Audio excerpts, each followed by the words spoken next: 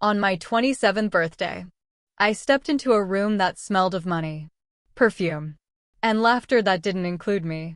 Crystal glasses sparkled under chandeliers, and their clinking cut through the air like knives. Then, he appeared.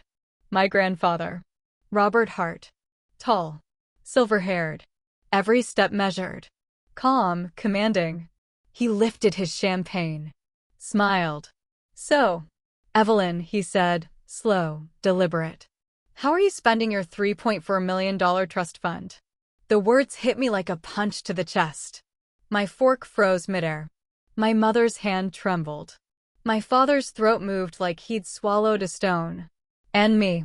I blinked. Once. Twice. This isn't real. I wanted to tell myself that. But it was. Until that night. I thought I understood my family. I believed love meant smiles at the table, obedience, silence. But this was something else entirely. This dinner wasn't a celebration. It was a trap. I lived alone in San Francisco. Far from polished marble floors, far from Teslas, scraping by as a freelance designer. My apartment smelled of old paint, instant coffee, and resilience. Nights. I hunched over sketches. The city hummed outside. Bills stacked like tombstones on my counter. My parents' lives, a world away. For bedrooms, pools, Teslas. And we rarely spoke of anything that mattered. Phone calls? Always, how's work, and then, silence. Their gestures of pride came with strings. Graduation. $70,000 in student loans. A hardcover financial literacy book. I smiled for the photos. Then, I cried. Quietly. Alone. A week before my birthday, my boss called. Downsizing. I boxed up my things. Rode the bus home. Hollow pit in my stomach. Madison, my roommate, my anchor, looked at me. "Your parents will help, right?" she asked. I laughed. Bitter. Hollow. They'll probably suggest a budgeting app. That night, I called them anyway. "Mom, I lost my job." "Oh, honey, that's too bad," she said, keyboard clicking in the background. "But you'll figure it out. You always do." "You'll figure it out?" I wanted to scream. I was drowning. 3 days later, I dressed in a black dress I hadn't worn in years. Went to the dinner. $300 a plate. Half my grocery budget. But in my family, skipping dinner was unforgivable. Atelier crème shimmered with glass and gold. My parents, already there. Mom in red silk.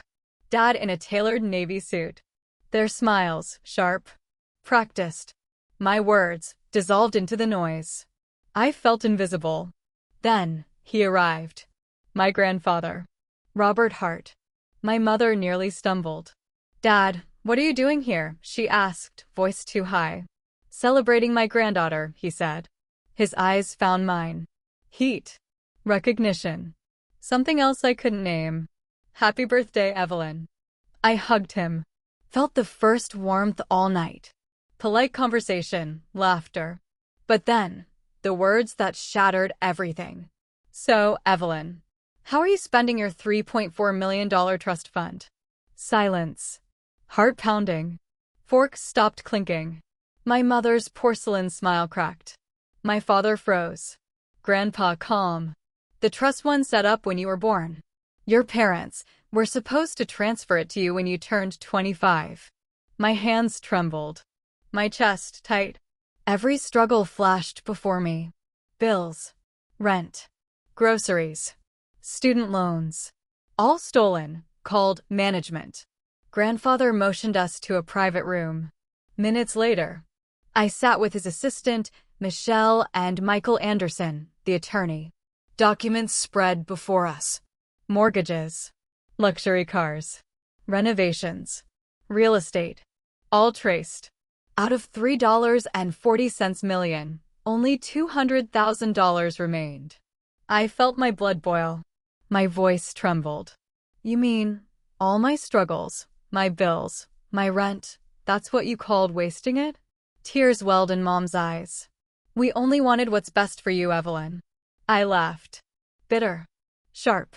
Best? You gave me a book on financial literacy while draining my account.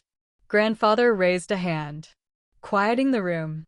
Michelle read the withdrawals, Malibu house, 2 Teslas, renovations, investments disguised as care. Each line, a stab. Then, he said, "Give me the keys." Mom hesitated, trembling, then placed 2 key rings before me. Warm in my hand, finally, mine. My life. My apartment. Proof. Months passed. The legal system clawed back nearly $2 million from my parents' assets. They were left with a roadside motel, court-ordered restitution. I settled into Pacific Heights. My name on every account, every title. Freelance clients poured in. I was building, brick by brick. Madison came every weekend. Painting, hanging art, making the apartment ours. Finally, I wasn't small. I wasn't invisible. I owned my life, my past, my future. Sitting on the balcony, watching the fog roll over the bay, I realized blood doesn't guarantee loyalty. My parents stole my future, called it love. I reclaimed it. Quietly. Legally. Completely. If you've ever been betrayed, remember this. You can rise. You can rebuild. Sometimes, the proof of what's been taken is the proof of who you truly are. The days after the dinner were surreal. I kept walking through my Pacific Heights apartment like a ghost, fingertips grazing the walls, tracing the cold steel and polished marble. My grandfather's words echoed constantly in my head. They were planning to run. But now, it's your choice. I made tea and watched the steam curl lazily above the cup, but even the familiar comfort of hot liquid didn't settle me. Every shadow in the room looked like a question. Every sound outside felt like someone whispering secrets about my life. The city outside carried on, cars honking, sirens screaming, people laughing, unaware that a family had fractured inside this building over greed, betrayal, and stolen futures. Madison tried to ground me. She'd come over every night, insisting I eat, insisting I breathe. Her presence was a lifeline. But even she couldn't reach the storm inside me. "We're going to fix this," she said one night. Her voice was soft, but firm, like a tether to sanity. "They took from you. Now, you're taking it back. But you need patience." I nodded, but patience felt impossible. Rage bubbled like molten lava beneath my skin, yet I needed control. One misstep, one impulsive move, and it could all collapse. 3 days later, my grandfather summoned me again. His glass tower downtown looked more intimidating than ever. I felt the city's weight pressing on my chest as I rode the elevator. Each floor climbed felt like another heartbeat, louder and louder in my skull. Michelle met me in the lobby. "They're here," she said, tablet in hand. Calm, professional. But I felt the tension in her shoulders. Even she seemed to recognize the storm about to erupt. Dad and Mom, the architects of my betrayal. They had no idea I was prepared. No idea that every late-night calculation, every meeting with lawyers, had been setting the stage. The office smelled of cedar and old leather. Glass walls reflected the city skyline, cold and unforgiving. My grandfather sat behind his massive desk, his hands clasped, eyes sharp. Across from him, my parents fidgeted. My father's jaw was tight, veins pulsing in his neck. Mom's mascara had run, her gloss cracked, her hands shaking. I sat down, heart hammering. A storm contained in a fragile human body. "Evelyn," Grandpa began, voice steady. "You know the truth. It's time to decide what comes next." My father started talking immediately, words tumbling out in panic. We didn't mean for it to go this far. We were just trying to survive?" I interrupted, voice quiet but slicing. "You stole my future. You called it management. You called it care. That's what you call love." Mom's sobs caught in her throat. "Evelyn, please, you don't understand. We love you. You'll see that we." I shook my head. The room seemed to shrink around me. Every word they spoke sounded hollow, like wind through a broken building.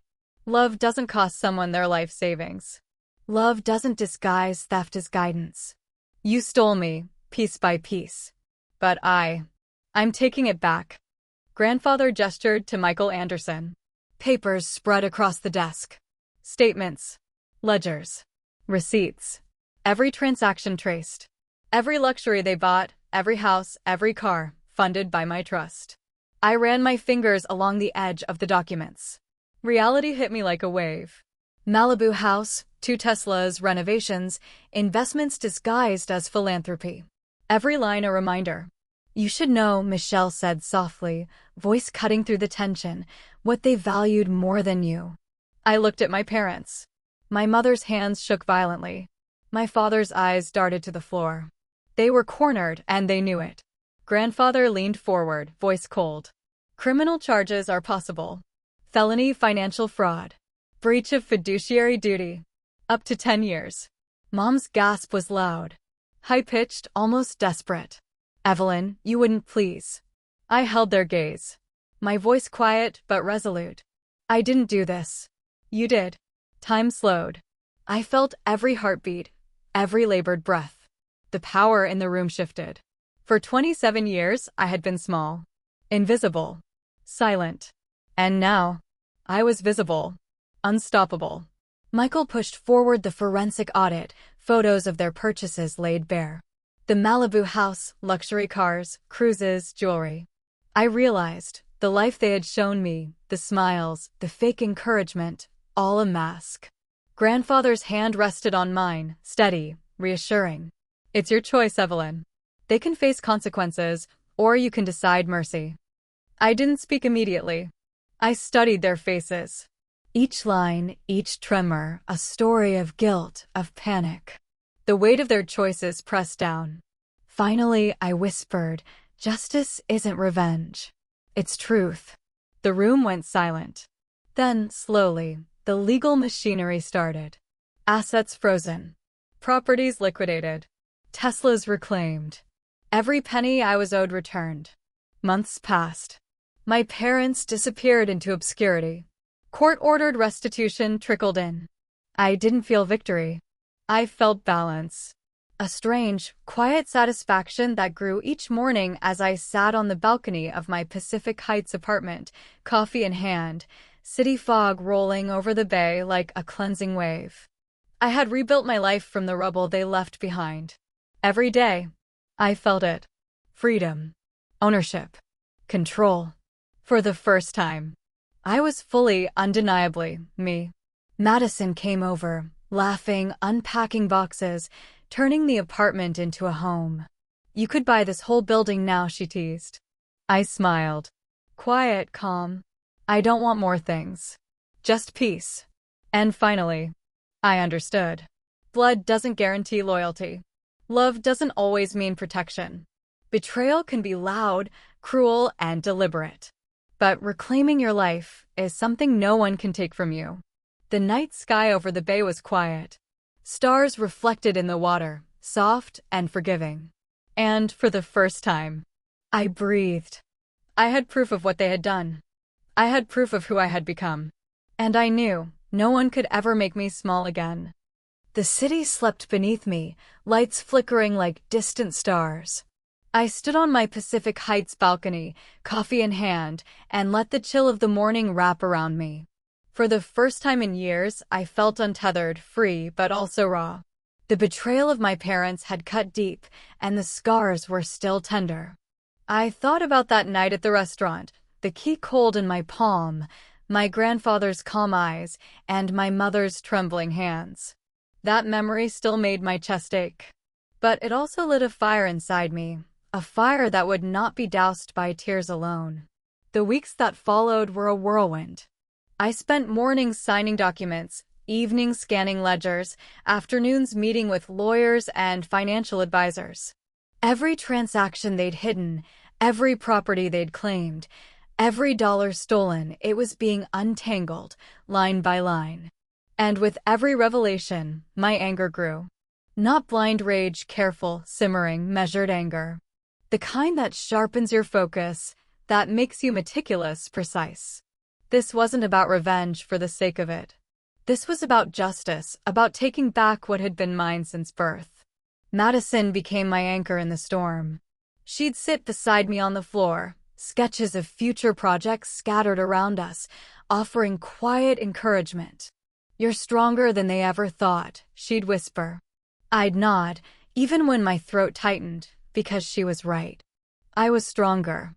Then came the day they called, the first time since the audit and asset seizures. My parents.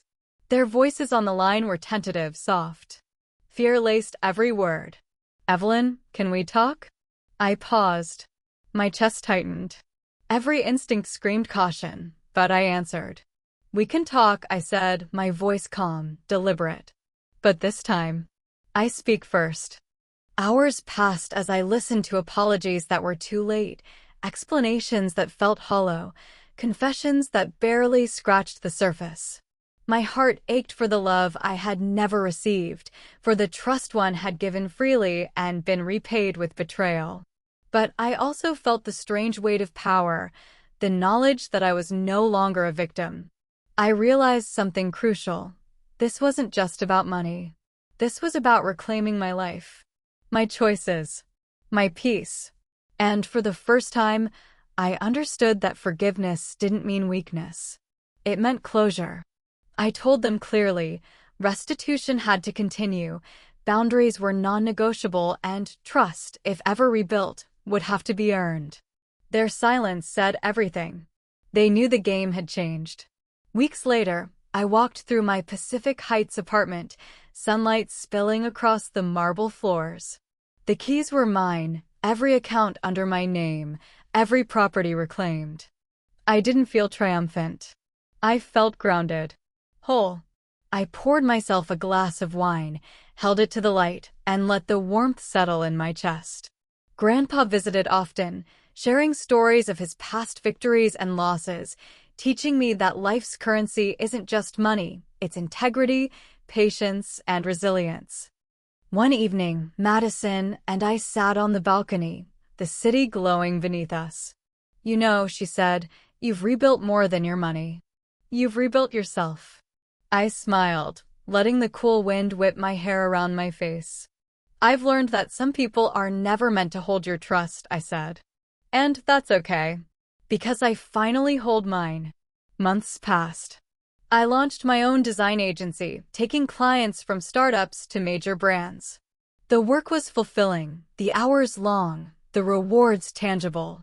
Every paycheck reminded me this was my life, not a shadow of someone else's expectations. And sometimes, when I walked past the restaurant where it all began, I'd pause, look inside, and remember the night I learned betrayal could be beautiful in its lesson. Pain was sharp, yes, but it was also transformative. I never called my parents again. They were ghosts of a life I no longer needed to haunt me. And that night, as I locked my apartment door and listened to the city hum beneath me, I understood fully.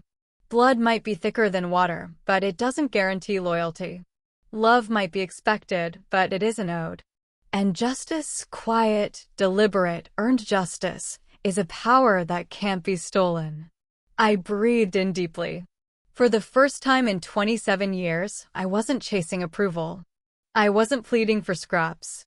I was whole. I was free. And I was unstoppable.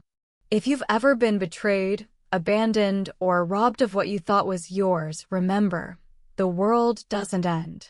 You rebuild. You rise. And when you do, you're not just surviving, you're thriving.